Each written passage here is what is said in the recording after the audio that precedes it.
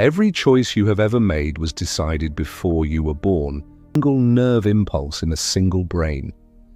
If Newton's mechanics were the whole story, the universe was, as the equations imply, a machine whose output had been fully determined since the first moment of its existence. People in Laplace's era found this disturbing for reasons that are easy to understand.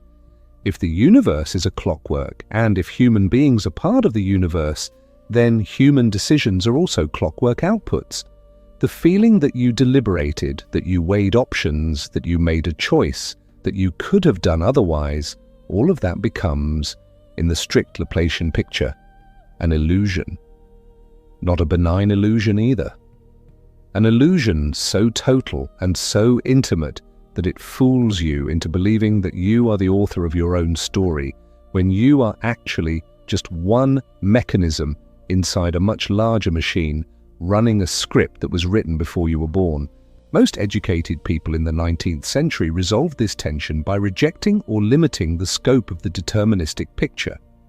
The laws of physics described the motion of billiard balls and planets. Fine. But human beings, consciousness, the soul, the will, these were something different, something the equations didn't reach.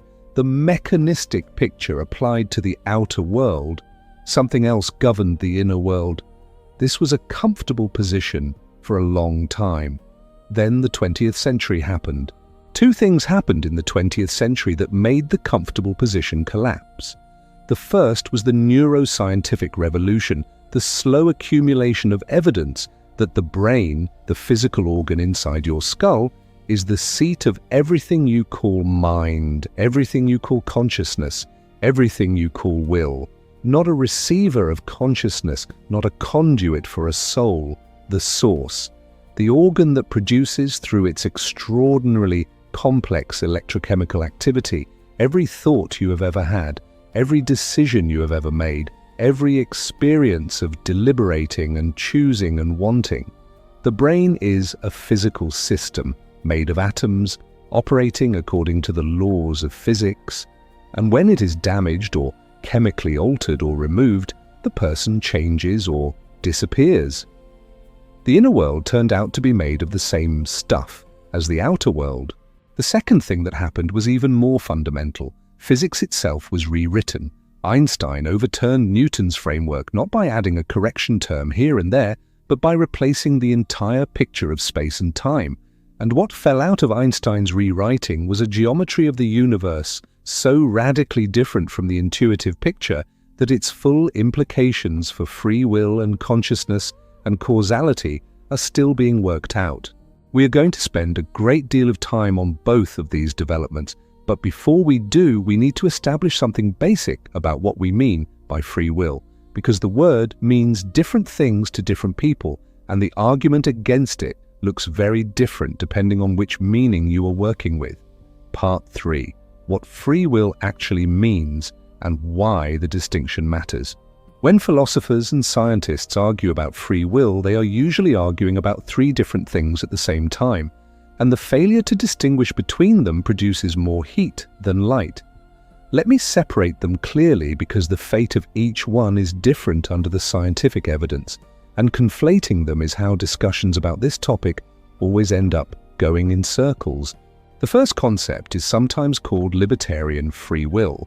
This is the idea that a human being is genuinely uncaused, at least in part, meaning that when you make a decision, the decision is not fully determined by the prior physical state of your brain and body and the world around them. There is some space, some opening in the causal structure of reality through which yourself or your consciousness or your will reaches in and selects among possibilities that were genuinely open. Libertarian free will is the common sense intuition most people walk around with. It is the idea that when you stood at a fork in the road, both paths were genuinely available to you, and something about you chose one over the other in a way that was not already fully written in the physics that preceded the moment. The second concept is compatibilism. Compatibilists argue that free will and determinism are not actually in conflict, and that the right way to understand free will is in terms of the kind of causes that produce your actions. not in terms of whether those actions were determined. In this view, you act freely when your actions flow from your own desires, values, and deliberations, as opposed to external coercion or internal compulsion like addiction. Even if those desires and values were themselves shaped by prior causes, the fact that they are yours, that they are the expression of your character rather than something imposed on you from outside, is what makes the action free in the only sense that matters. Daniel Dennett, the philosopher, is the most prominent contemporary defender of this view, and it is in some form the majority position among academic philosophers. The third thing people sometimes call free will is simply the phenomenology, the felt sense of deliberation, the experience of weighing options, of something mattering, of yourself being the one who is doing the choosing. This experience is real in the sense that it genuinely occurs. Something is happening when you deliberate. The question is whether that experience accurately describes the causal structure of the process producing it. The scientific assault on free will, when it is done carefully, is primarily an assault on the first concept, libertarian free will.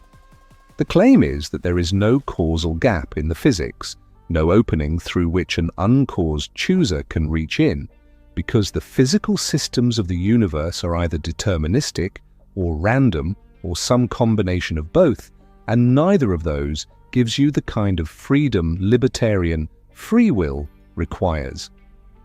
Determinism doesn't give it to you because determined events are not free events, and randomness doesn't give it to you either because random events are not controlled events. If your neurons fire because of deterministic physics, you didn't choose. If they fire because of quantum randomness, you also didn't choose. The randomness was not under your control any more than the determinism was. The compatibilist says yes, but neither of those scenarios eliminates meaningful freedom, because meaningful freedom was never about being uncaused. It was about what kind of cause was operative. Your desires, your values, your deliberative reasoning, all of that is real, all of that is you. And when your actions flow from those internal states, rather than from external compulsion, you are free in every sense that matters, practically and morally. We will return to this debate at length. For now, note that the scientific evidence being assembled in this video is primarily aimed at libertarian free will. If you are a committed compatibilist, some of what follows will feel like it is attacking a straw man. I will address that objection directly when we get there. But there are several results in what follows that create problems for compatibilism as well, and those are the ones that tend to make physicists uneasy. Let us now go to the geometry. Part 4. The universe as a block, and what that means for your choices. In 1905, a 26-year-old patent clerk in Bern, Switzerland published a paper that quietly dismantled one of the most fundamental intuitions human beings have about time. Albert Einstein's paper on special relativity demonstrated that time, far from being a universal backdrop against which events unfold, is woven together with space into a single four-dimensional structure, and that different observers moving at different velocities will disagree in a precise and calculable way about which events are simultaneous. The consequence that matters for free will is this: if there is no universal now, if what counts as the present depends on the observer's velocity and position, then the distinction between past, present, and future is not a fundamental feature of the universe. It is a feature of how particular observers are related to the structure. And the most natural mathematical representation of that structure, the one that falls cleanly out of taking Einstein's equation seriously, is what physicists call the block universe. In the block universe, all moments of time, past, present, and future, exist as equally real coordinates in a four-dimensional manifold. Nothing is being created or destroyed as time passes. Nothing is coming into existence or fading out of existence. The entire history of the universe, every moment, every event, every decision, every word ever spoken or never spoken, is laid out as a complete four-dimensional object. Your life from birth to death is a world line through that object, a curve tracing your path through the geometry of space-time from the coordinates of your birth to the coordinates of your death. All of it is there. All of it exists, not in sequence, not unfolding, but simultaneously in the only sense that word can mean for a timeless structure. If the block universe is the correct description of reality, and it is the picture that falls most naturally from the mathematics of special and general relativity, the picture that Einstein himself accepted and endorsed, then the notion that your future choices are open, that you could go either way, that the fork in the road has two genuinely available paths, is very difficult to sustain. Both paths do not exist as possibilities in the block universe. One of them is your world line, the other is not. Your decision at the fork, the one you will make, already exists as a coordinate in the four-dimensional structure. It is as fixed and as real as the coordinate of your birth. The experience of standing at the fork and feeling that both paths are open is, in the block universe, an experience that is itself a fixed coordinate. The felt sense of deliberating is part of the structure. The actual decision was never open. This is the first, and in some ways most devastating challenge to libertarian free will, because it comes not from biology or brain science, but from the most fundamental description of reality that physics possesses. Not from a theory that might be overturned by next year's experiment, but from a framework confirmed to extraordinary precision across more than a century of testing. A framework so reliable that our global navigation infrastructure depends on it working exactly as it says it does. The physicist Julian Barber, who has spent decades thinking about the implications of the block universe, makes the point with characteristic directness. In a block universe, there is no becoming, only being. Everything that will ever happen has always been there in the geometry. Which means there is no moment at which things could have gone otherwise. The otherwise was never available. You might respond by pointing to quantum mechanics. Quantum mechanics is famously indeterministic. Quantum events are not predetermined by prior physical states. When a radioactive atom decays, there is no hidden fact about the atom that determined exactly when it would decay. The decay happens at a genuinely random time drawn from a probability distribution. If the fundamental physics is indeterministic, maybe the future is genuinely open, genuinely unpredetermined, and maybe that openness is where free will lives. This is the most important objection, and it is where the Conway-Kochen Free Will Theorem enters, which is one of the most paradoxical and most misunderstood results in 20th century physics. We will get to that theorem in detail. But first, we need to talk about what happens when you put a brain under the microscope, because the neuroscience arrived at a deeply uncomfortable destination entirely independently of the physics, through a different set of experiments, a different set of measurements, and a different but equally unsettling logic. Part 5. The experiment that shook the foundations of who you think you are. In 1983, a neurologist named Benjamin Libet, working at the University of California, San Francisco, ran an experiment that has been quoted in every serious discussion of free will ever since. The design was elegant. Participants sat in front of a clock with a single rotating dot. They were asked to flex their wrist at any moment they chose, entirely voluntarily, with no instruction about when to do it. The only task was to note the position of the dot on the clock at the precise moment they became aware of the intention or urge to move. At the same time, electrodes on their scalps measured brain electrical activity. What Libet found should have been unremarkable. Of course, the brain is involved in initiating a voluntary movement. Nobody thought otherwise, but the timing of what he found was not unremarkable at all. The brain activity associated with the intention to move, a slow build-up of electrical potential called the readiness potential, began on average about 550 milliseconds, more than half a second, before the actual movement occurred. That part was not surprising. What was surprising was that the participants reported becoming consciously aware of their intention to move only about 200 milliseconds before the movement, which means the brain had already been initiating the process for roughly 350 milliseconds before the person had any conscious awareness of having decided to move. Read that again. The brain started the movement, then around a third of a second later, the person became conscious of wanting to move. Then the movement happened. If you take this result at face value, and it has been replicated many times since Libet first reported it, then the conscious experience of deciding is not the cause of the action. It is, at best, a later event in a causal sequence that was already underway.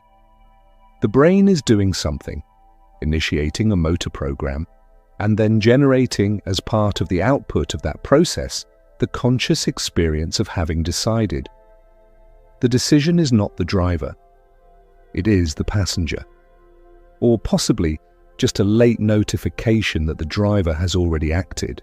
Libet himself did not draw this conclusion fully.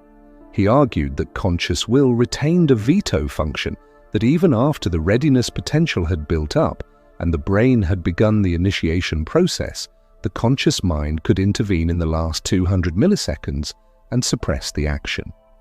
Whether this saved free will or just relocated it one step earlier in the causal chain is a question philosophers have been arguing about ever since.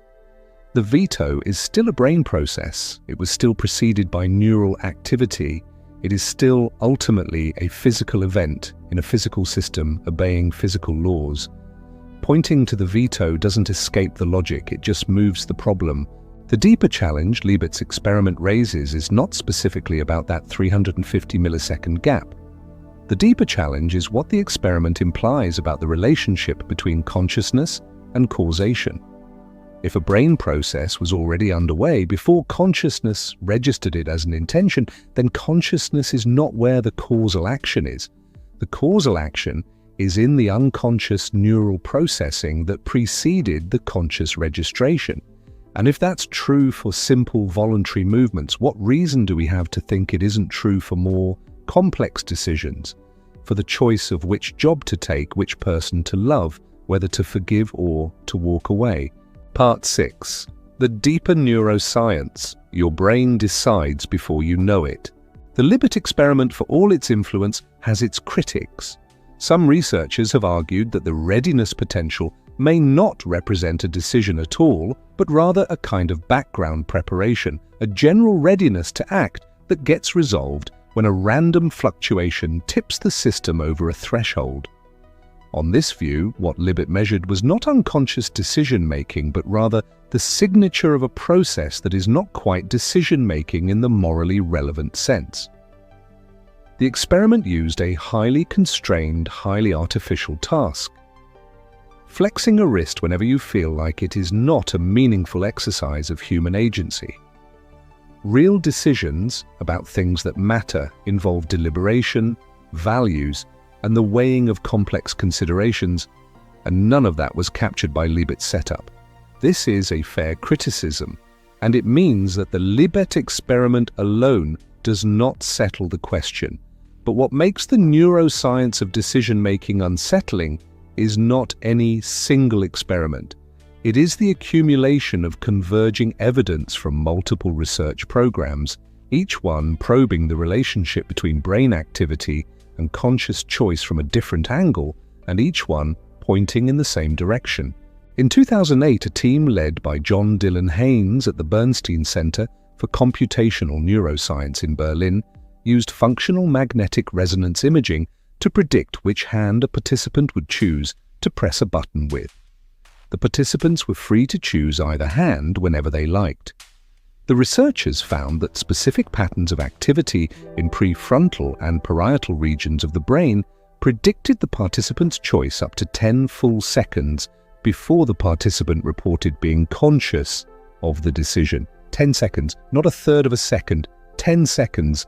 If your sense of deliberating and deciding corresponds to something happening in your consciousness around the moment of awareness, and the physical brain state that determined the outcome was already established 10 seconds earlier, then whatever you call the decision was not made in consciousness.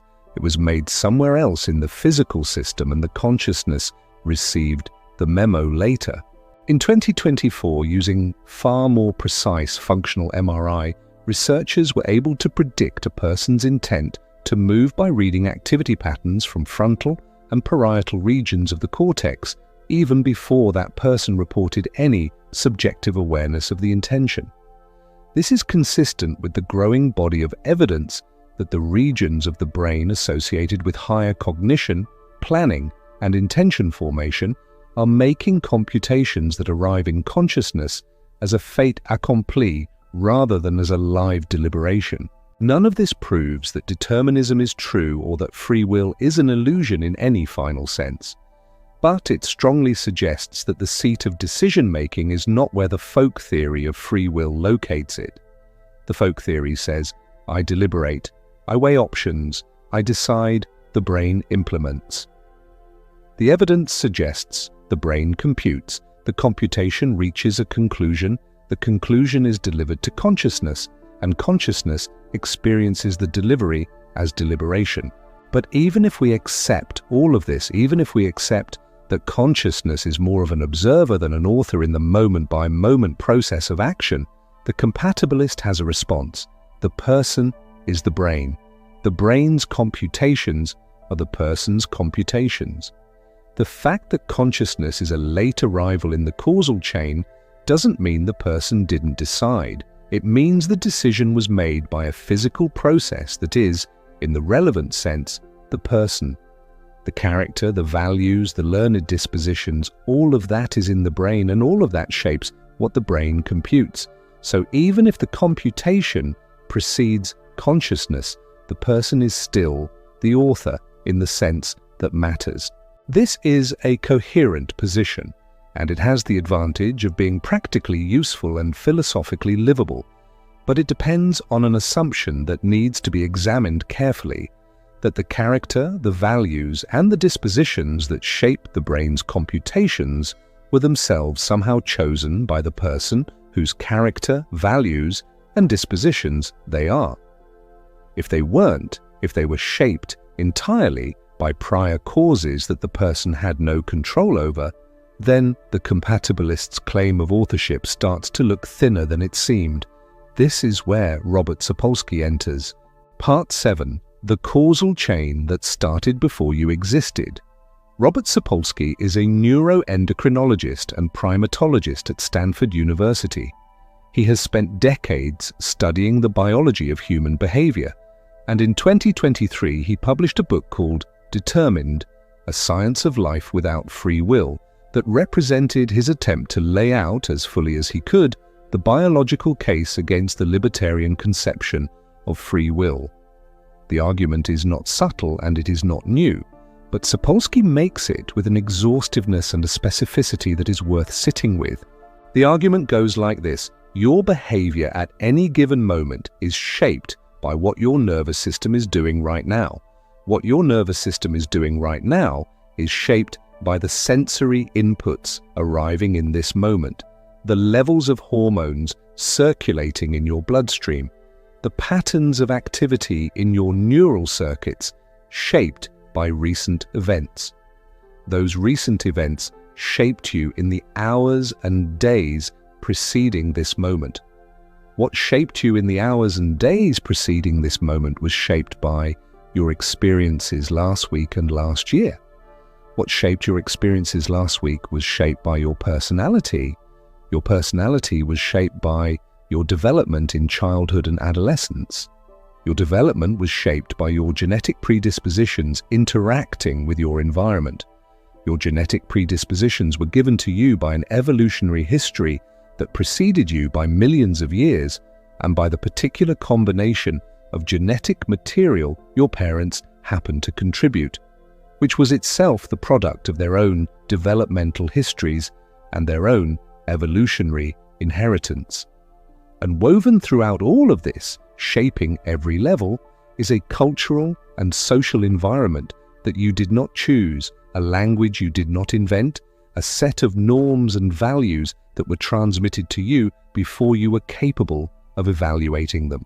At no point in this chain did you jump in and choose At no point was there a moment before all of this where you, the self, the agent, the chooser, existed independently of the physical and biological causes that produced you and selected among them. You did not choose your genes. You did not choose the environment in which those genes were expressed. You did not choose the culture in which your character was formed. You did not choose the experiences that shaped your desires and fears and values, and you could not have chosen them because you did not yet exist as a self capable of choosing. The self is the product of those causes, not the author of them. Sapolsky's conclusion is that this chain of causation, going back through developmental biology and evolutionary history to the initial conditions of the universe, leaves no room for the kind of free will that most people mean when they use the word. Not because the specific chain is fully understood in every detail, which it is not, but because what is understood at every level of the chain consists of physical and biological causes with no gap where an uncaused chooser could insert itself.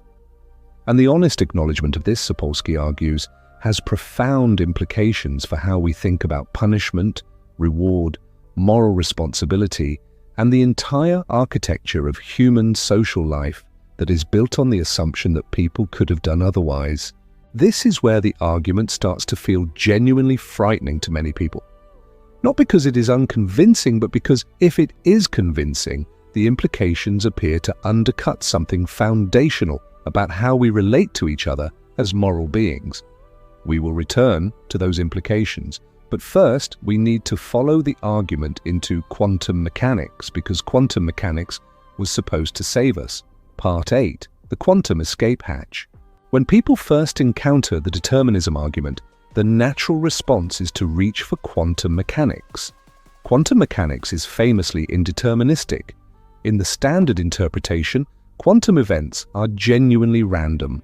The exact moment a radioactive nucleus decays, the exact spin state of an electron when it is measured, the exact path a photon takes through a double-slit apparatus, none of these is predetermined by any prior physical state.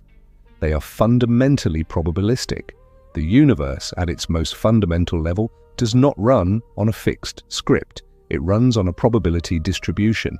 If the fundamental physics is genuinely random rather than deterministic, then Laplace's demon is wrong.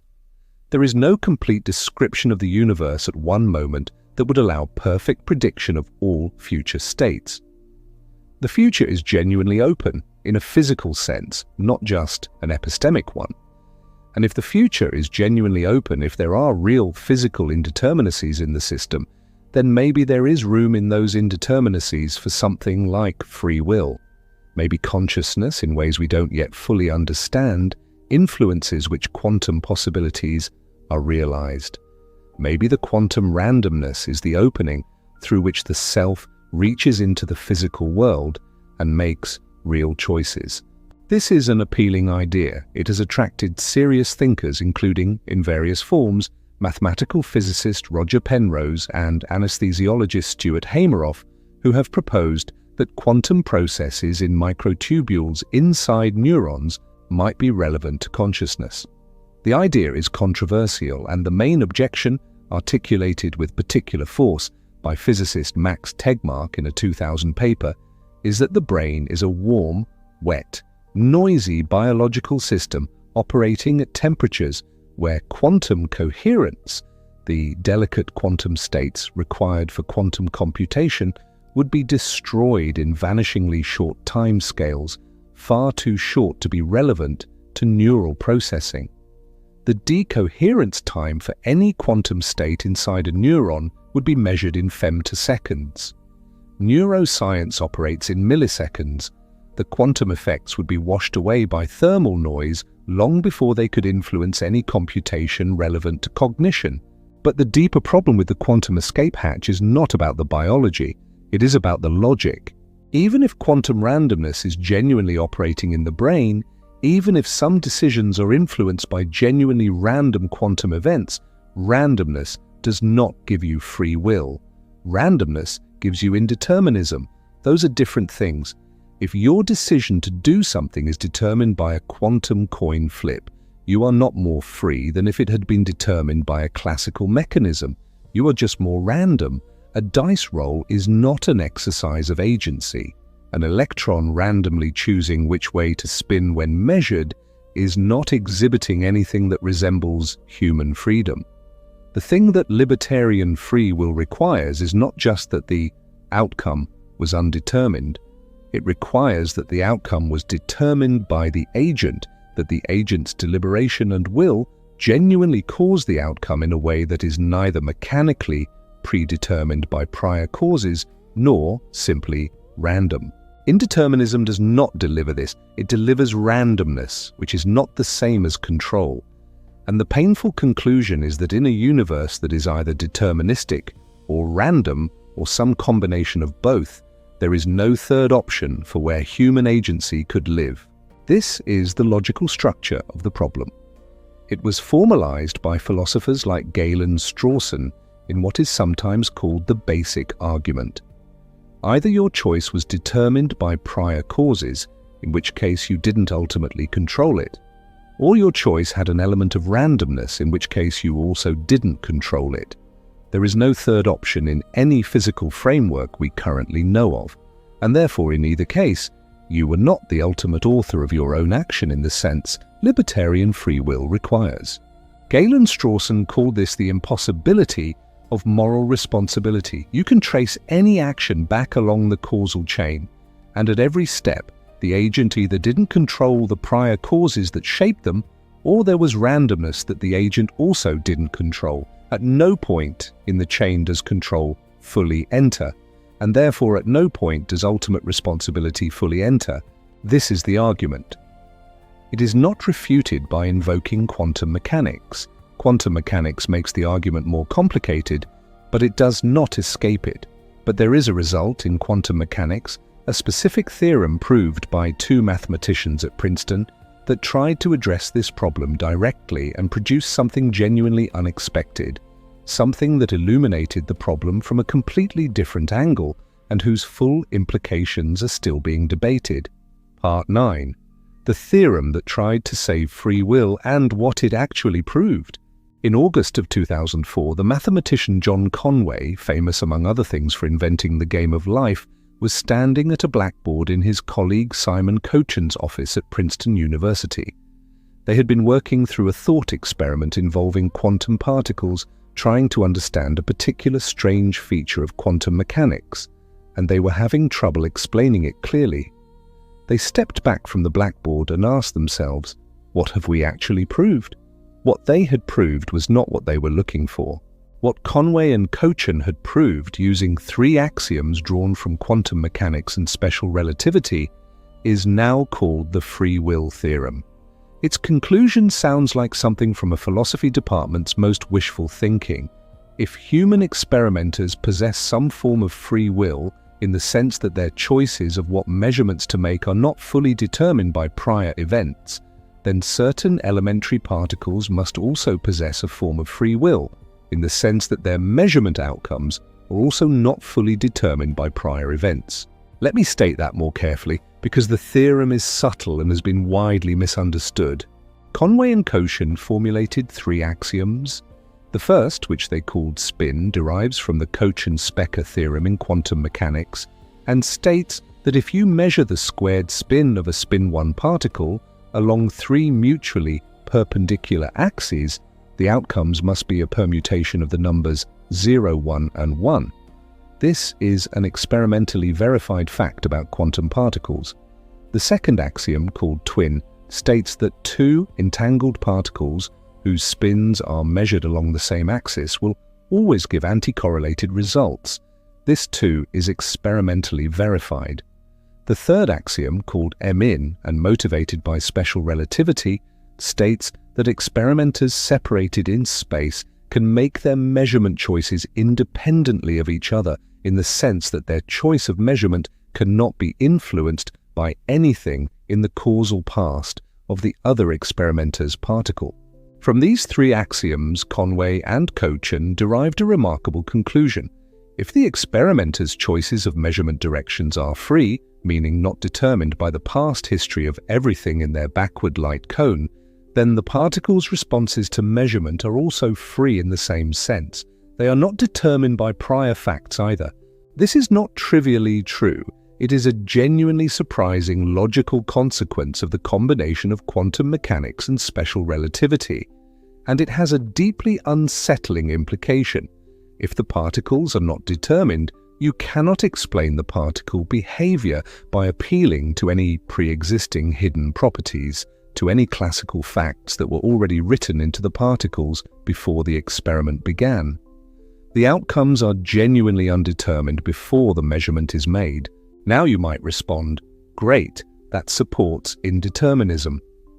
Particles don't have predetermined outcomes. So the universe is not fully deterministic. Doesn't that give us room for free will? Here is where the theorem becomes genuinely uncomfortable rather than reassuring. The theorem is not a proof that free will exists, it is a conditional proof. If humans have free will, then particles have free will. But what does it mean for a particle to have free will? Particles don't have minds. Particles don't deliberate. Particles don't have values or desires or the capacity for reflection. If a particle's behavior is not determined by prior facts, then the particle's behavior is random in some sense. But as we established, randomness is not the same as free will. And if randomness is all the particle has, and if human free will is analogous to particle free will in the relevant sense, then human free will might also be just randomness, which is not what anyone wanted. Conway, to his credit, wrestled with this.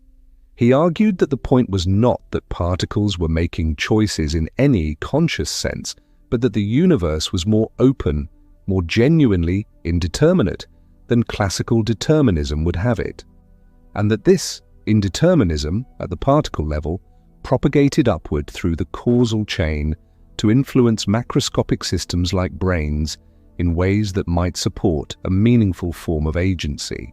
Critics, particularly the group led by Sheldon Goldstein at Rutgers, pointed out problems with the argument.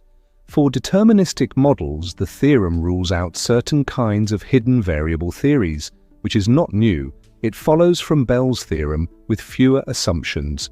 For stochastic models, the argument is not as clean as Conway and Kochen claimed, because converting a stochastic model into a deterministic one involves subtleties that affect the conclusion. What the free will theorem actually demonstrates, when you peel away the philosophical claims, is a result about the relationship between indeterminism and locality in quantum mechanics. It shows that you cannot account for the observed correlations in quantum experiments with a deterministic, locally realistic, hidden variable theory.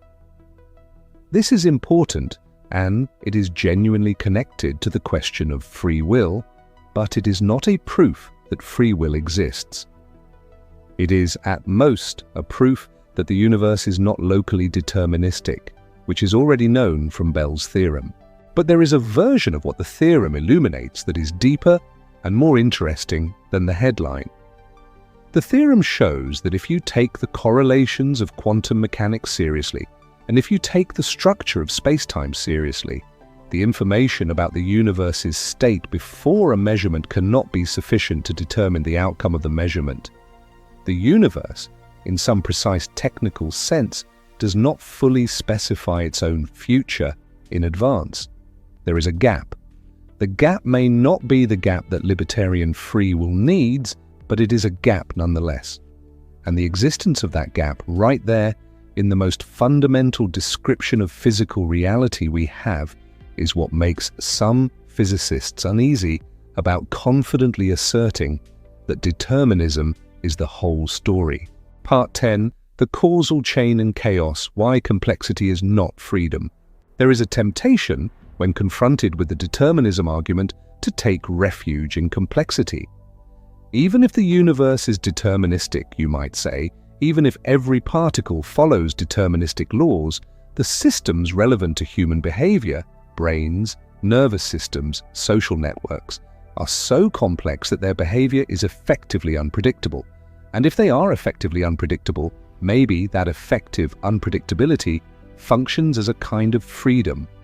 Maybe freedom does not require genuine indeterminism. Maybe it just requires the right kind of complexity. This is related to the argument from chaos theory. Chaotic systems are deterministic systems, meaning they obey deterministic laws, but their behavior is exquisitely sensitive to initial conditions. A tiny difference in the starting configuration produces enormously different outcomes after a short time. The weather is the canonical example. A butterfly flapping its wings in Brazil might, through a long chain of atmospheric interactions, contribute to a tornado in Texas. This sensitivity to initial conditions makes chaotic systems effectively unpredictable in practice. You can't predict the weather 2 weeks from now, not because the atmosphere is random, but because you can never measure its initial state precisely enough to propagate the calculation forward. Proponents of free will sometimes argue that the brain is a chaotic system in this sense, and that the effective unpredictability of chaotic systems is sufficient to support a meaningful form of agency. If nobody can predict what you will do, not even in principle given finite measurement precision, then in what meaningful sense is your behavior predetermined? The problem with this argument is that it conflates epistemic unpredictability with ontological openness. A chaotic system is unpredictable because we can't measure its initial state precisely enough. But the behavior follows deterministically from the initial state. There is still a fact of the matter about what will happen. The future is still, in the Laplacian sense, fixed by the present. Laplace's demon could still predict it because Laplace's demon has perfect knowledge of the initial state. The chaos just means that we, with our finite knowledge and finite instruments, cannot compute the trajectory. But the trajectory is still there in the physics, still fixed, still determined. The philosopher Jerry Fodor made a related point about the relationship between higher-level descriptions and lower-level physics. Even if the mind is not reducible to the brain in some simple one-to-one way, even if the concepts of psychology resist decomposition into neuroscience without remainder, the physical substrate of mental events is still governed by physical laws. Emergence at the higher level, the appearance of new patterns and regularities, does not require any violation of lower-level laws. The higher-level patterns supervene on the lower-level physics. And if the lower-level physics is deterministic or is a combination of deterministic and random processes, then the higher-level patterns are also ultimately products of determinism and randomness. The emergence of complexity does not introduce a new causal power that transcends the physics. So complexity and chaos, while they make prediction practically impossible, do not give us libertarian free will. They give us a system whose future behavior cannot be predicted by anyone, including the system itself, because the computation required would exceed any available physical resource. But the behavior is still, in the metaphysical sense, already fixed by the physics. The script is still written, we just can't read it. There is a 2025 paper in Synthese by Potter and Mitchell that pushes back on this view, arguing that biological systems in particular exhibit a kind of genuine indeterminism that goes beyond mere epistemic unpredictability, because the initial conditions of chaotic biological systems cannot be specified with infinite precision, even in principle. If the initial conditions are fundamentally indefinite rather than merely unknown, then the future of the system is genuinely indeterminate rather than just practically unpredictable. This is a sophisticated and serious argument. It connects to deep questions about the ontological status of classical states in a quantum world, and it suggests that the boundary between determinism and indeterminism may be less clean than the standard picture assumes. But it does not clearly deliver the kind of agent causation that libertarian free will requires. Genuine indeterminism is still not the same as control by an agent. Part 11. What we call the self is the last thing to arrive. There is a deeply disturbing result that emerges when you combine the neuroscientific evidence about decision timing with the physics of the block universe. It concerns the self. The thing you call I, the one who is reading this, the one who feels that it is deliberating, the one whose freedom is supposedly at stake. Contemporary neuroscience and cognitive science have converged on a picture of the self that is, if you take it seriously, one of the more unsettling things modern science has produced. The self in this picture is not a fixed entity that resides somewhere in the brain and controls the system from above. The self is a construction, a narrative the brain generates moment by moment to make sense of its own processing. It is, in a precise technical sense, a model the brain makes of itself. Daniel Dennett, the philosopher who has spent his career trying to give a rigorous account of consciousness and selfhood without invoking anything beyond ordinary physical and computational processes, calls this the multiple drafts model of consciousness. There is no single place in the brain where everything comes together for a final presentation to the self. There is no Cartesian theatre where you, the inner viewer, sit watching the show. There is distributed processing, parallel streams of computation in different brain regions, each generating a version of the current situation. And what we call conscious experience is the output of those competing drafts reaching some resolution, not a unified inner viewer observing them from outside. The self that feels it is making choices is not prior to those choices. The self is constituted by them. The sense of being the author of your experience is produced by the same system that is producing the experience. And as the neuroscience suggests, and as Libet's experiment in particular illustrates, the experience of deciding often arrives after the relevant causal process is already underway. The self shows up late. It is not driving the car. It is in the back seat, being narrated the journey, sometimes being asked to confirm a route that has already been selected. The philosopher Thomas Metzinger has developed this into a full theory he calls the phenomenal self model. The self in this account is a transparent model the brain builds of itself.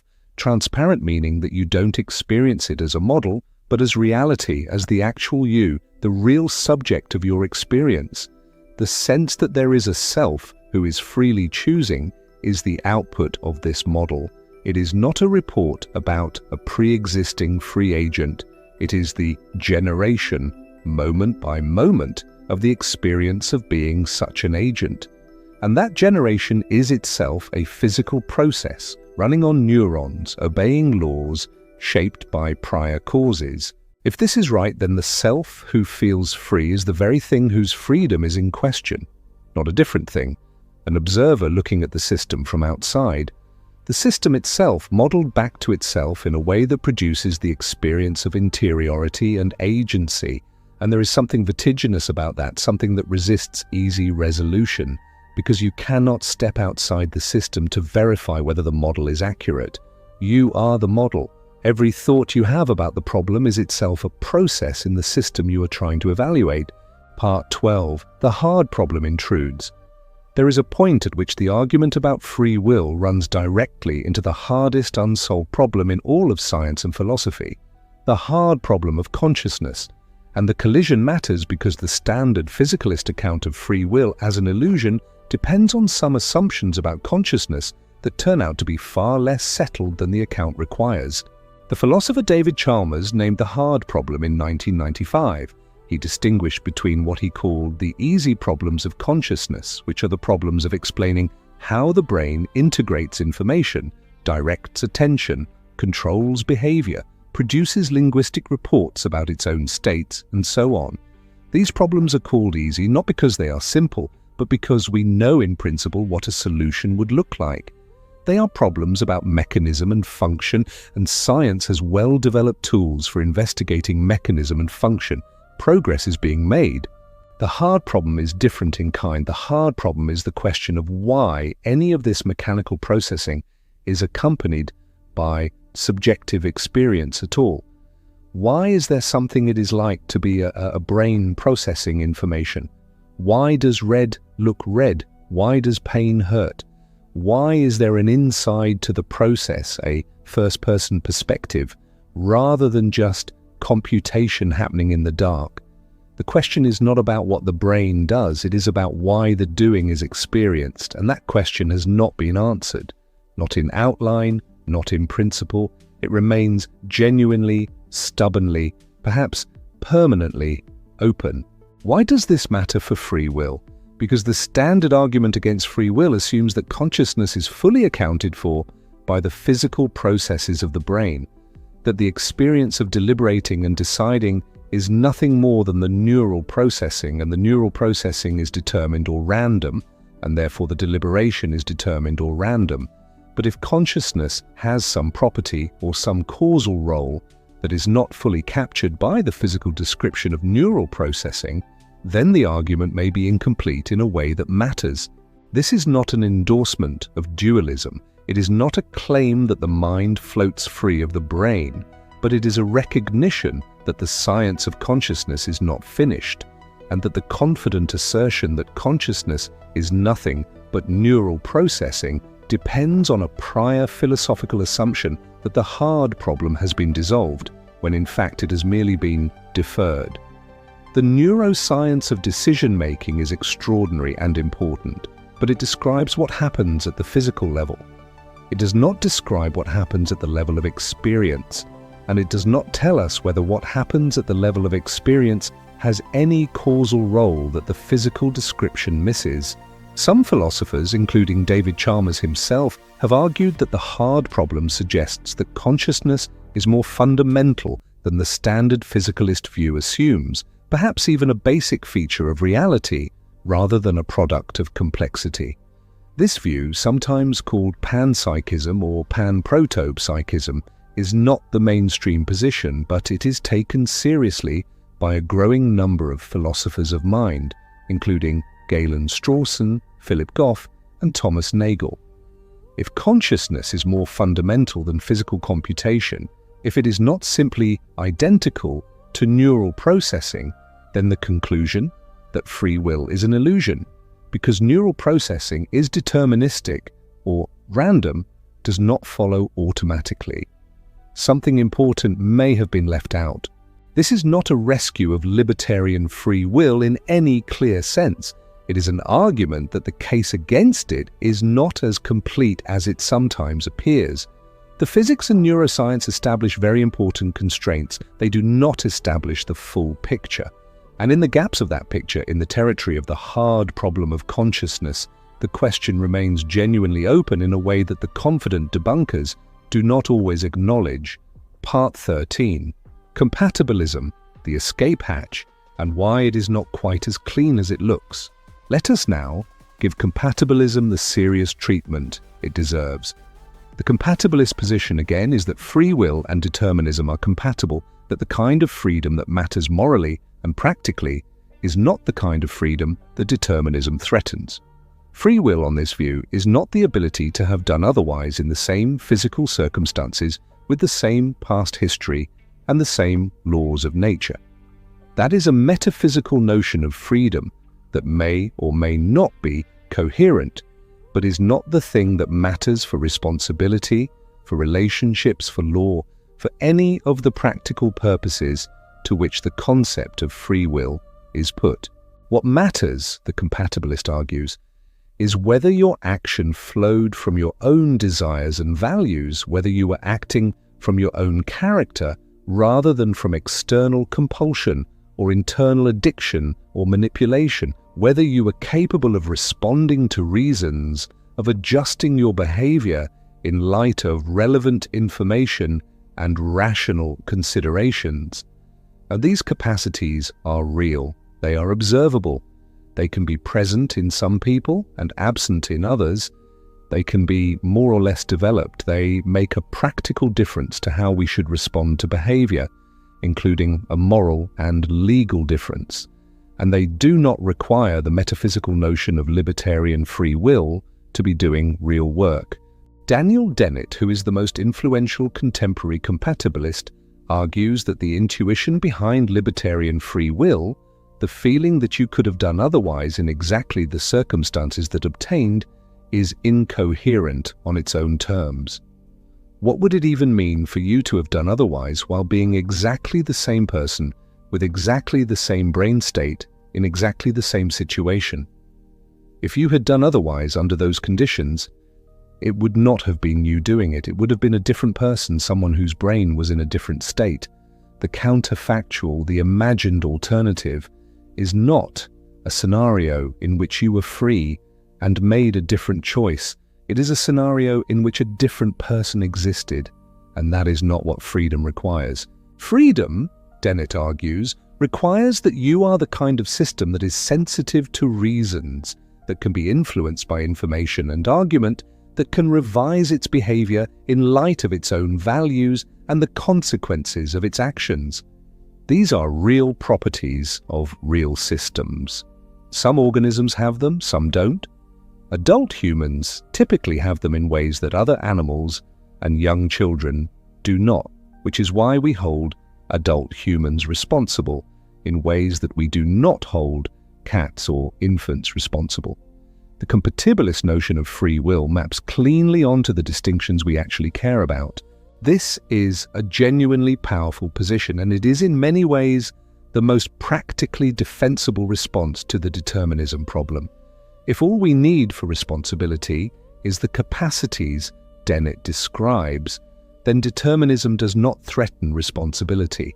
We can continue to hold people accountable, to design institutions that incentivize good behavior and disincentivize bad behavior, to make sense of praise and blame without requiring the metaphysical notion of ultimate origination that libertarian free will demands. But there are two challenges to compatibilism that deserve to be taken seriously. The first is the intuition problem. Most people, when they reflect carefully on what they mean by free will, do not mean the compatibilist notion. They mean something closer to libertarian free will. They mean that when they made a choice, something about them genuinely could have done otherwise. Not just that a differently configured person would have done otherwise, but that they, in those exact circumstances, had genuine alternatives available. When people are presented with clear descriptions of both views and asked which one they mean, a substantial number endorse the libertarian view. If compatibilism is a successful account of what we actually care about, it needs to explain why the libertarian intuition is so persistent and so visceral, and why most people feel, on reflection, that the compatibilist account changes the subject. The second challenge is what philosophers call the manipulation argument. Imagine that you were subjected without your knowledge to a manipulation of your brain states such that the desires and values that now feel like yours were installed in you by an external agent. Your actions would flow from those desires and values. In the compatibilist sense, you would be acting freely because your actions would express your own character. But intuitively, something has gone wrong. You are not free in any meaningful sense because the very character from which your actions flow was imposed on you. Robert Sapolsky's argument is in effect that this is exactly your situation.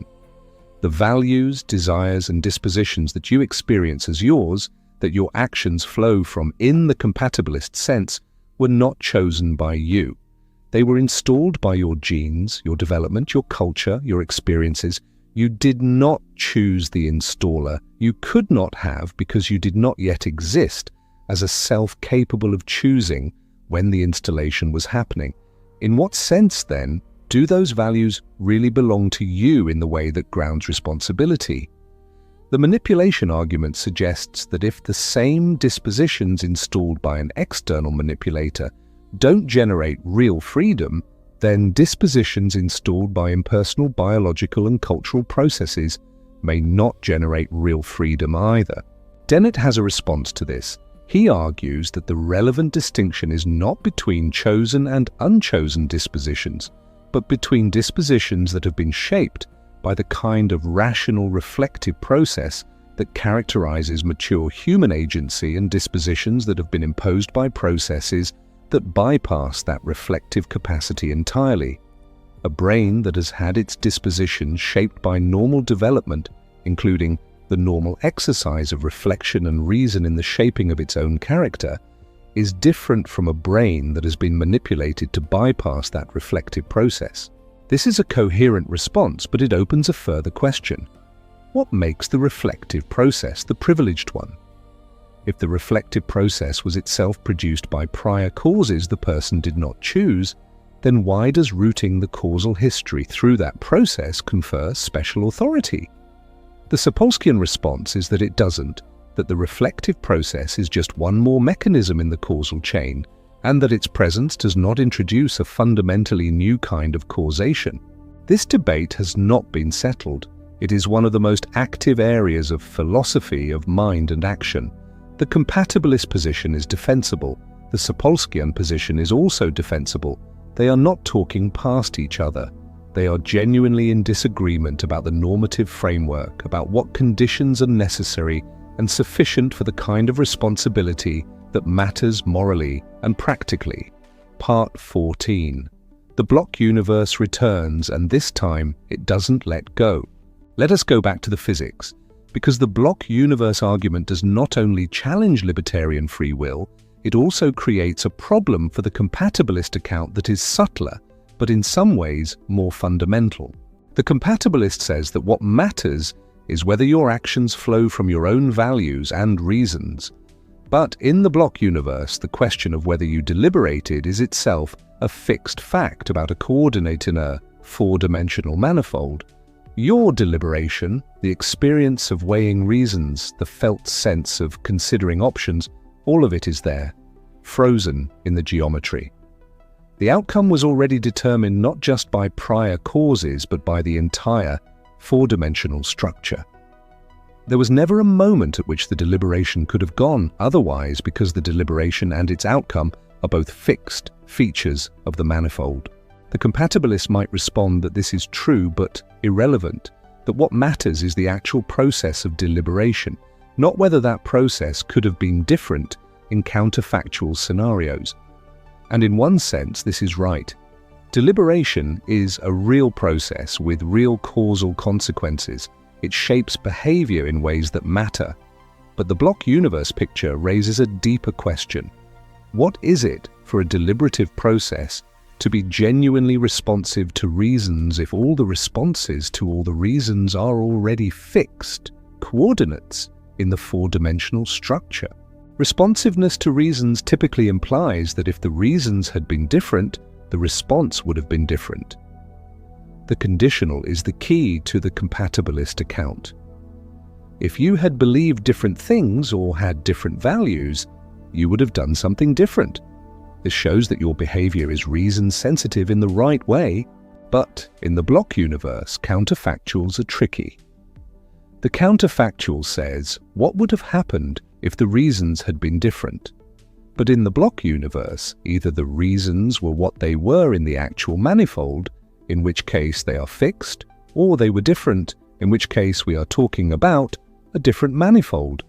There is no sense in which the same manifold could have contained different reasons leading to the same agent making a different choice. The manifold is what it is. This is not a decisive argument against compatibilism.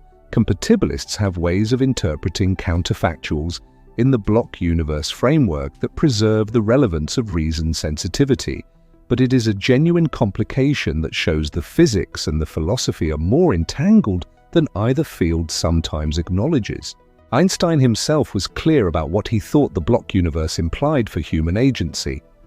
In a 1936 letter, he wrote that the human being is part of the whole, which we call the universe, a part limited in time and space, and that the human being experiences himself, his thoughts and feelings, as something separate from the rest, a kind of optical delusion of consciousness. He described this separation as a kind of prison that restricts us to our personal desires and to affection for a few persons nearest to us, and said that our task must be to free ourselves from this prison by widening our circle of compassion to embrace all living creatures and the whole of nature in its beauty.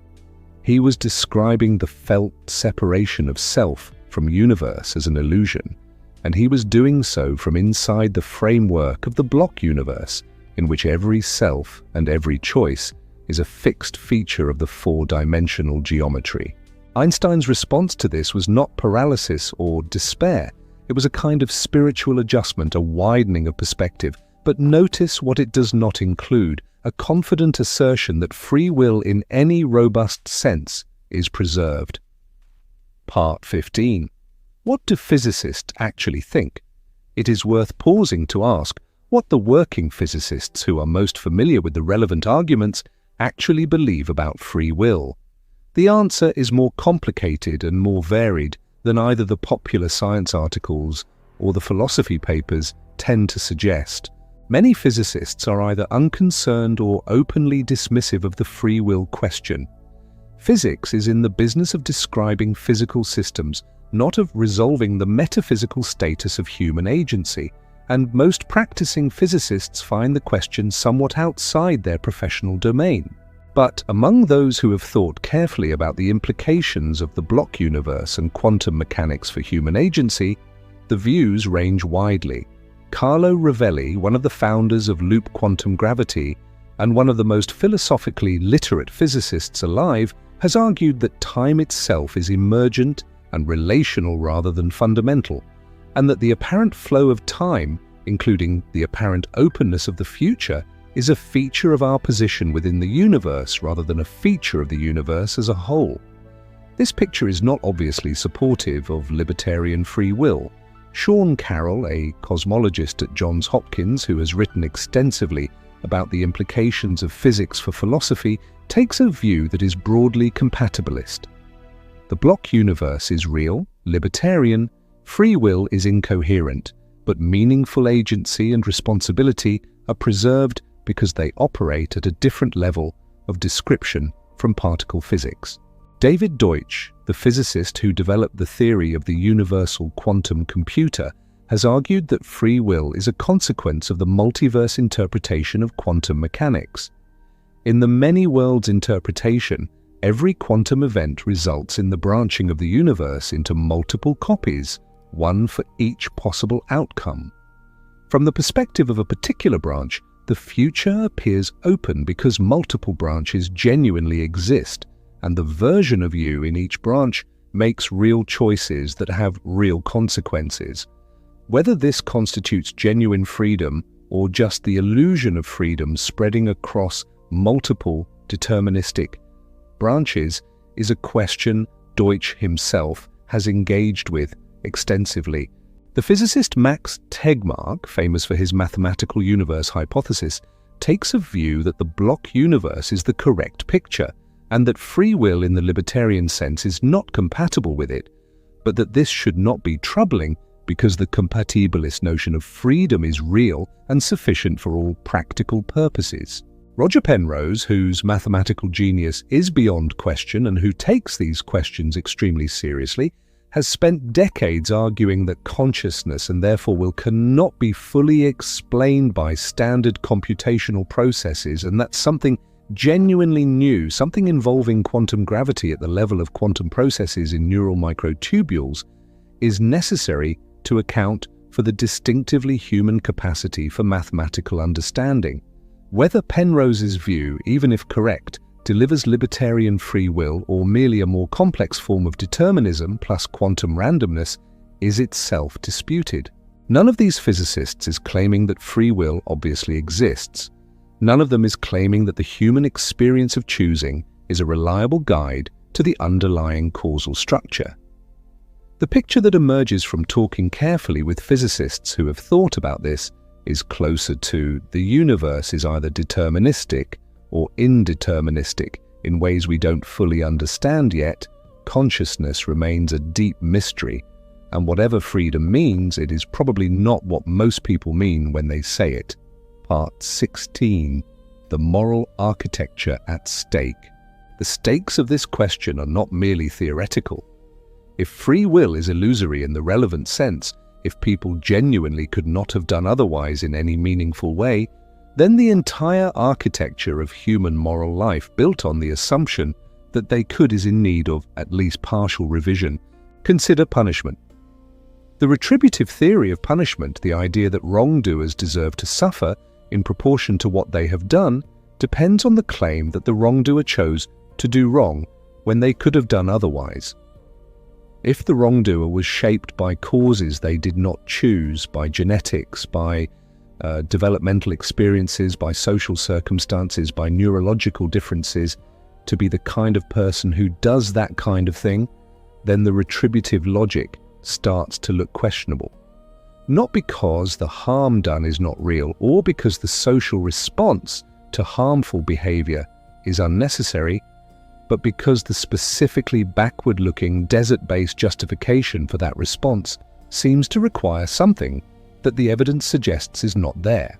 Robert Sapolsky argues this directly and at length. He maintains that once you understand the causal structure of human behavior, the impulse to punish someone because they deserved it becomes as incoherent as the impulse to punish a rock for falling. Not because punishment is never useful, it can be useful as a deterrent, as a means of incapacitation, as a form of rehabilitation, but because the specific moral framework of just deserts, of giving people what they earned by their choices, requires a degree of originating agency that the science does not support. This is a radical conclusion, and it is one that most people, including most philosophers, reject. The most common response is the compatibilist one. Even in a deterministic world, some people are more responsive to reasons, more capable of deliberation, more amenable to rehabilitation than others, and the appropriate social response to behavior can and should track those differences. The distinction between voluntary and involuntary action, between coerced and free behavior, remains meaningful and important even in a world without libertarian free will. But Sapolsky's counter is that the compatibilist's distinction, while practically useful, should not be dressed up in the language of desert and just punishment. The language of desert implies that the person is getting what they earned by their choices, and that implication is the part that should be surrendered. What we have instead is a more instrumental picture. We manage behavior, we use incentives and disincentives, we protect society from harmful people, we try to change the circumstances that produce harmful behavior, but we give up the idea that the suffering we impose on wrongdoers is something they deserved in any metaphysical sense. Whether you find this liberating or terrifying probably depends on what role the retributive impulse plays in your moral psychology. For many people, the feeling that wrongdoers deserve to suffer is not merely instrumental, but deeply satisfying in a way that feels morally important.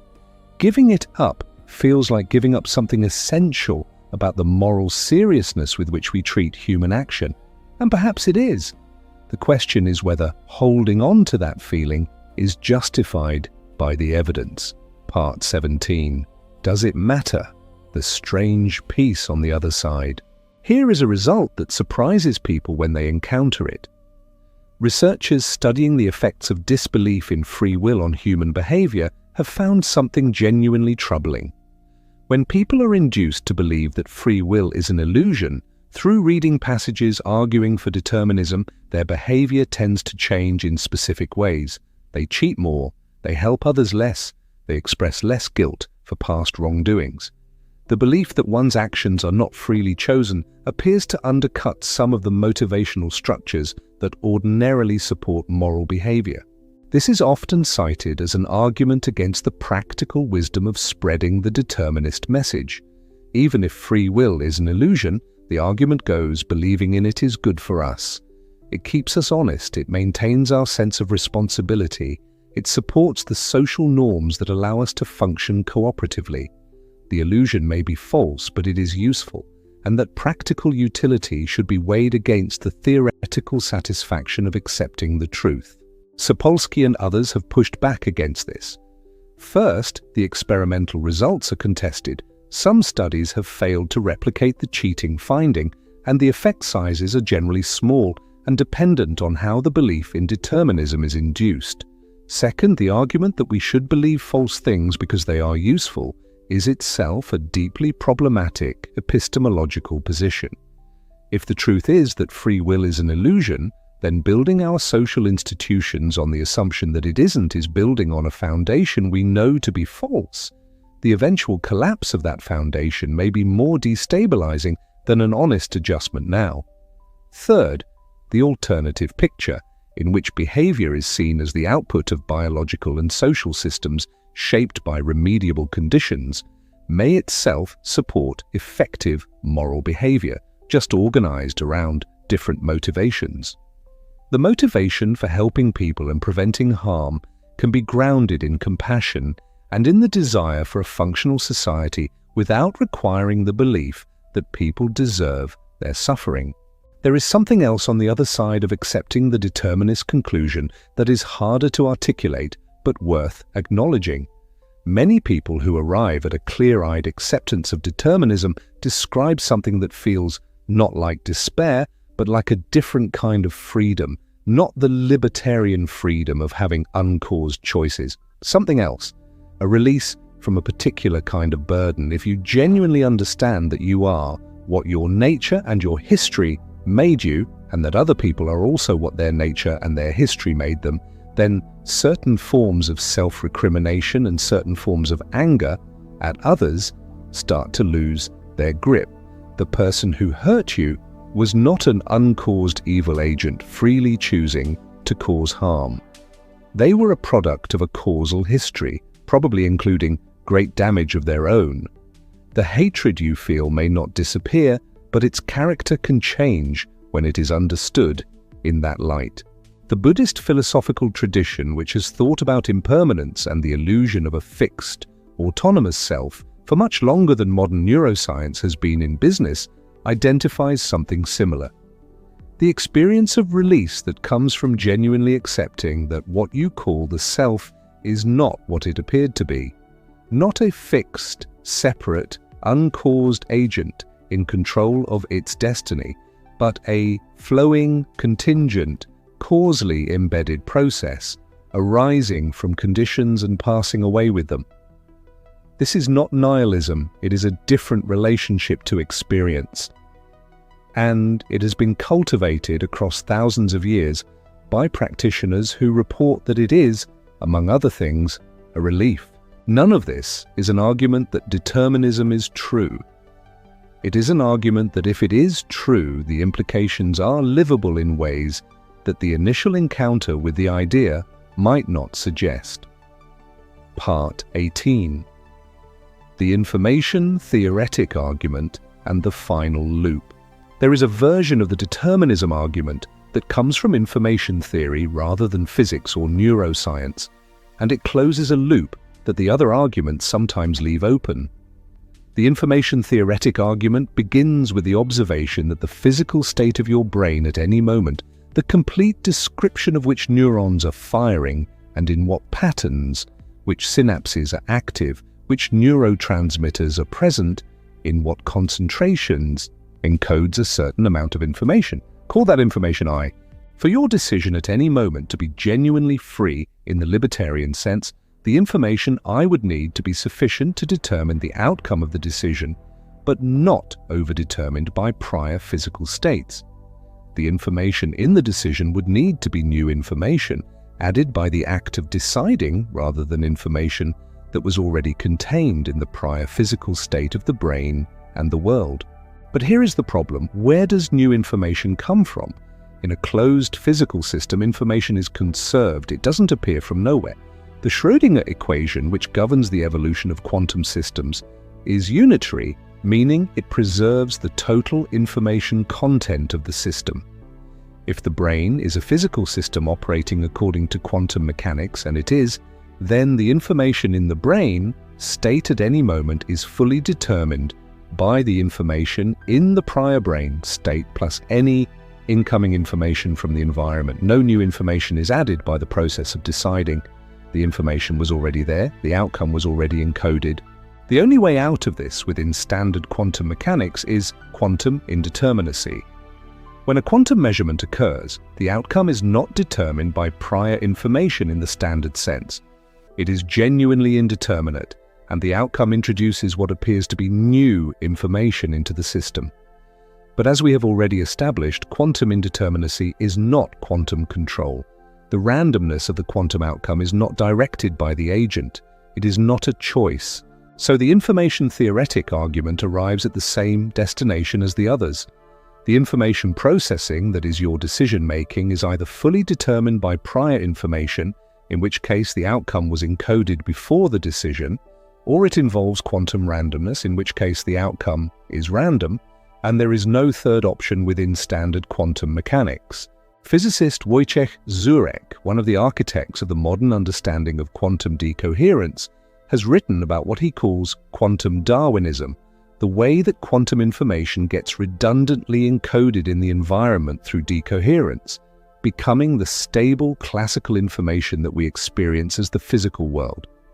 In this picture, the transition from quantum indeterminacy to classical determinism happens through the interaction between a system and its environment, and the result is a world that, at the scales relevant to human cognition, behaves as if it were classical and deterministic, even though the underlying physics is quantum. The apparent classical determinism of macroscopic systems, including brains, is a consequence of decoherence, not a fundamental feature of quantum mechanics. But the decoherence also washes away the quantum indeterminacy that might have been the opening for free will.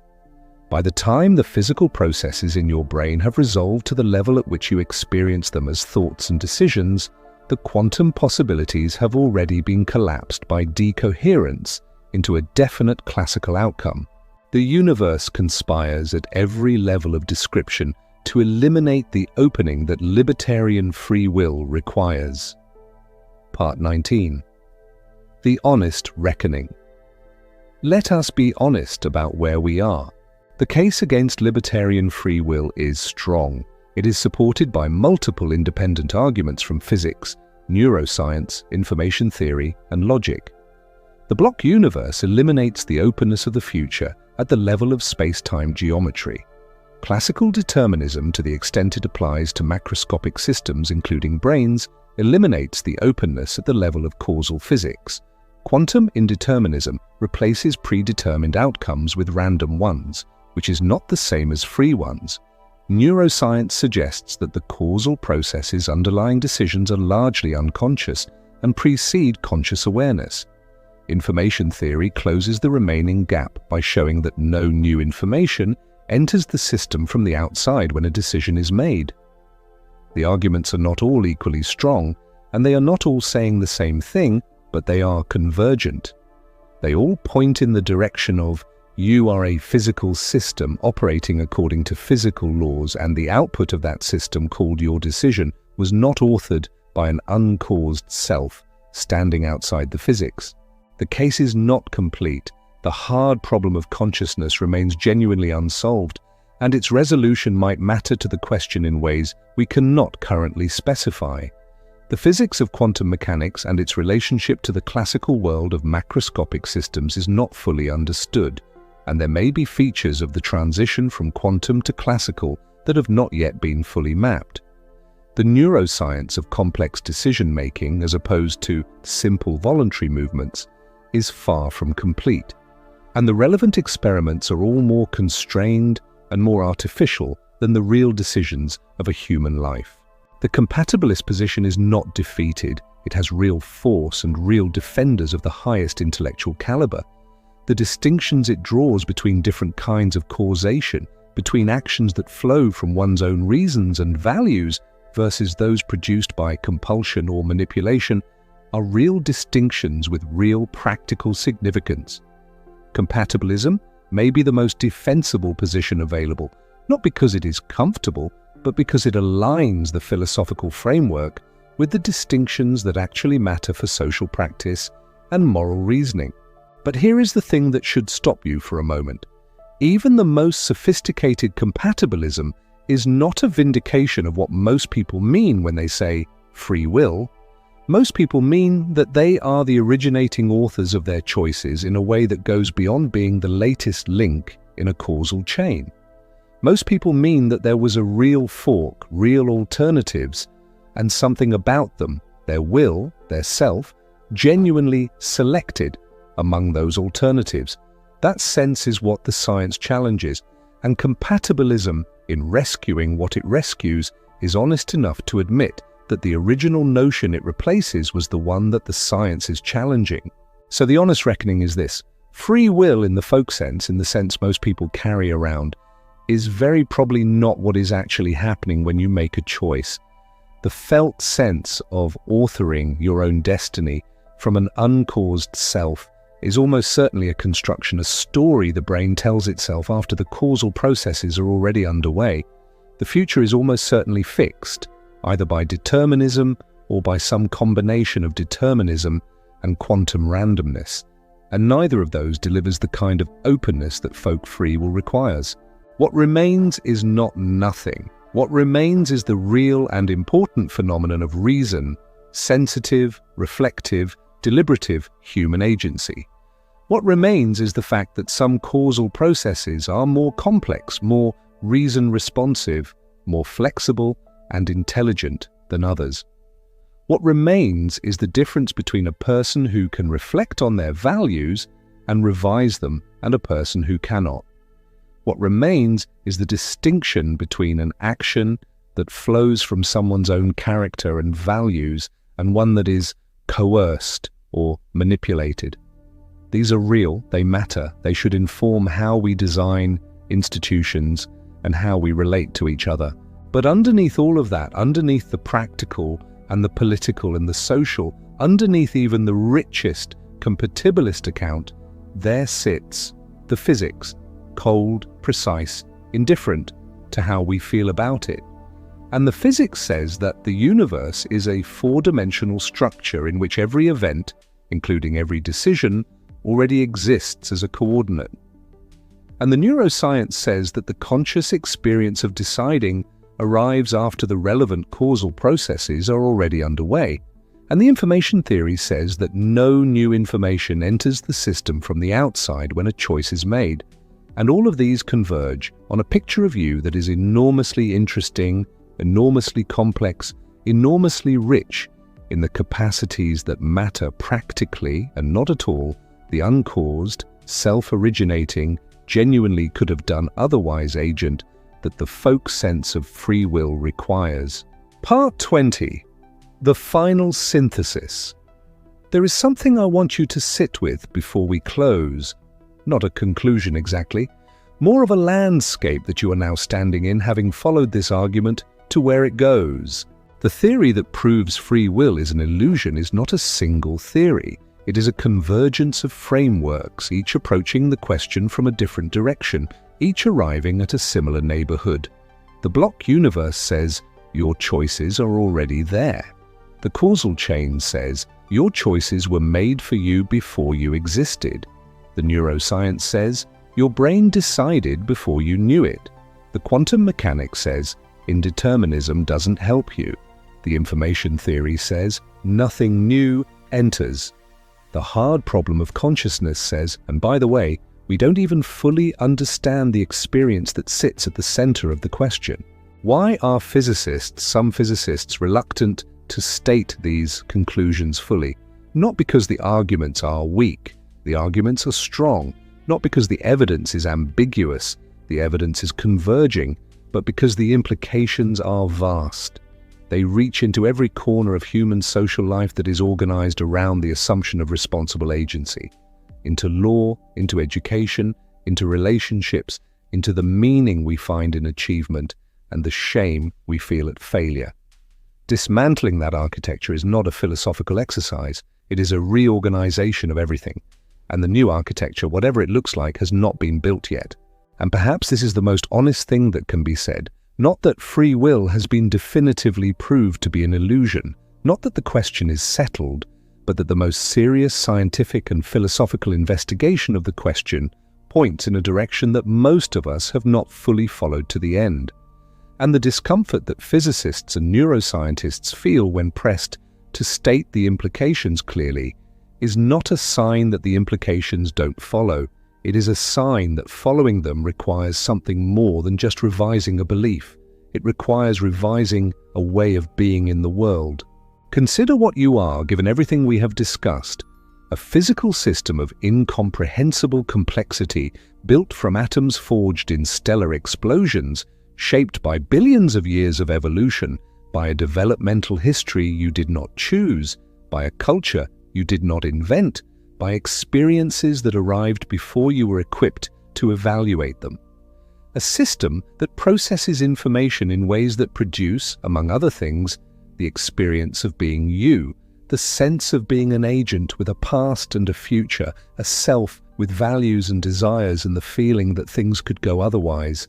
That experience of being you is real. It is happening. Whatever it is made of, whatever its relationship to the physical processes that produce it, it is occurring, and it is the most intimate fact about your existence. And yet, the evidence suggests with increasing force and precision that the experience of choosing freely is not a transparent window onto the causal structure that produces your behavior. It is a representation, a model, a story the brain tells itself about a process that is, at its physical roots, either determined by prior causes that extend back before you were born, or subject to a randomness that is not yours to control. The universe, as Einstein described it, is a block. 4 dimensions, all moments equally real, nothing being created or destroyed as time moves.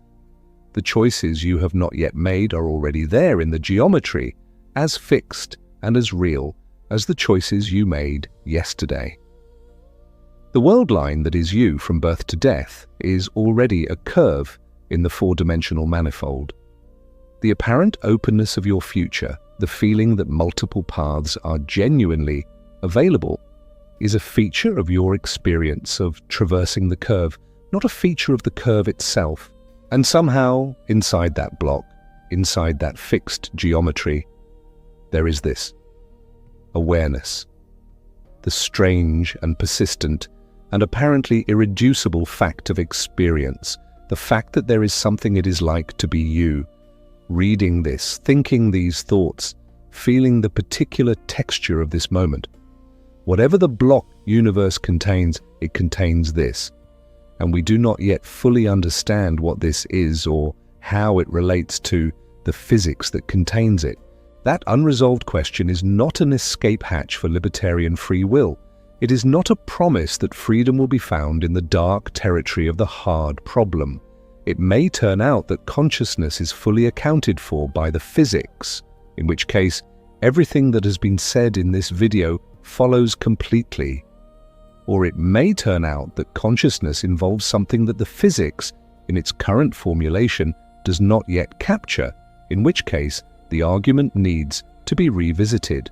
The honest position is, we don't fully know. The evidence is strong, the convergence is impressive, but the full story of mind and matter, of experience and physics, has not been written.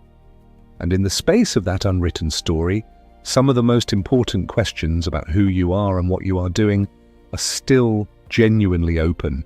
What physics has done, what it has contributed to this ancient question with its theorems and its experiments and its geometry, is to make the question much harder to wave away. The folk intuition that you are a free agent standing outside the causal order and making genuinely open choices does not survive contact with the block universe. It does not survive contact with quantum mechanics. It does not survive contact with the neuroscience of decision-making. It does not survive contact with the information theoretic argument. It does not survive contact with the Conway-Kochen theorem. What survives is the reality of complex, reason-sensitive, reflective agency. What survives is the distinction between coerced and uncoerced behavior. What survives is the practical importance of holding each other accountable in ways calibrated to the real differences in our capacities for reflection and self-governance. What survives is the experience itself, the fact of deliberation, the felt weight of decision, real as any other event in the universe, even if it is not what it presents itself as being. And what remains unanswered, sitting at the center of everything like a question the universe has been turning over since it first produced something capable of asking, is this: what exactly is happening from the inside in the moment between one state and the next? What is the experience of choosing, and how does it relate to the physics that is running beneath it? That question does not yet have a clean answer. It may never have one.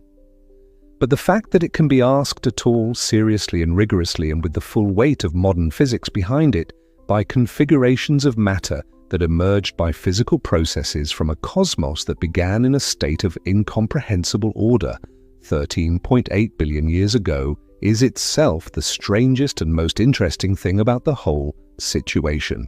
You are a physical system asking whether you are free. The asking is real. The answer, when you trace it far enough through the physics and the neuroscience and the philosophy, is at best probably not in the way you thought, and probably not in the way you hoped, but also in ways that are more interesting, more textured, and more uncertain than the simple answer of yes or no would suggest.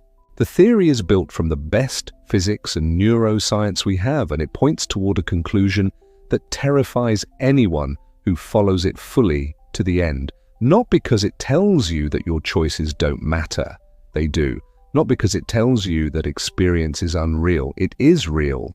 But because it tells you that the story you tell yourself about who is doing the choosing may be the most elaborate and the most intimate fiction the universe has ever produced. And the universe produced it anyway. In a block where everything that ever happened or ever will happen is already there, already real, already fixed in the geometry. A block that somehow contains, among its billions of years and its trillions of galaxies and its incomprehensibly vast coordinate space, the small and temporary and entirely improbable fact of your awareness of the question. That is not nothing. It is, in the only sense the universe has for the word, extraordinary. And if it turns out that even this, even the awareness, even the experience of asking, was written into the initial conditions of a universe that began before consciousness existed, then perhaps the most honest thing to say is this. The universe has been writing this story for 13.8 billion years. You are the part of it that got to read it, and that, determined or not, is a genuinely strange and possibly wonderful thing to be.